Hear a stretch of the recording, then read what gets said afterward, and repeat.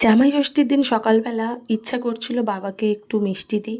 তো বরকে বললাম, যাও একটু না মিষ্টি নিয়ে এসো, ঠাকুরকেও দেবো, পুজো দেবো আর বাবার সামনেও দেবো। মা ওদিকে জামাই ষষ্ঠীতে যেতে বলেছিল, তাই সকাল সকাল সব কাজবাজ সেরে ঠাকুরের পুজো দিয়ে বাবাকে একটু মিষ্টি দিয়ে চললাম রেডি হয়ে। কেমন লাগছে অবশ্যই তোমরা একটু কমেন্টে জানিও। আর আমরা এদিকে রেডি হয়ে বেরিয়ে পড়েছিলাম, টুকটাক জিনিস কিনে নিয়েছিলাম। আমাদের ওই বাড়িতে তেমন জামাই ষষ্ঠী নেই, কিন্তু ছোটোবেলা থেকেই দেখছি পিসিরা সবাই আসতো, বাবা নিমন্ত্রণ করতো, এমনি আনন্দ হতো। তো মা তো এখন একা থাকে, ইচ্ছে হলো একটু মেয়ে জামাইকে বলি, আমরাও আনন্দে চলে গেলাম।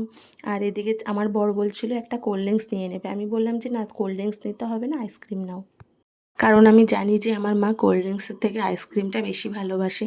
আরও দু একটা বাচ্চা ছিল পাশের বাড়ি, তাদের জন্যও নিয়ে নিয়েছিলাম, ওরা আসে আমাদের বাড়িতে প্রায় সময়ই থাকে।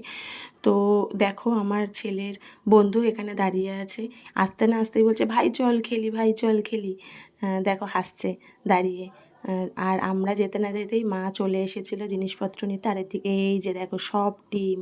তো ভিডিওটি কেমন লাগলো অবশ্যই কমেন্ট করো, তাহলে ভালো লাগবে।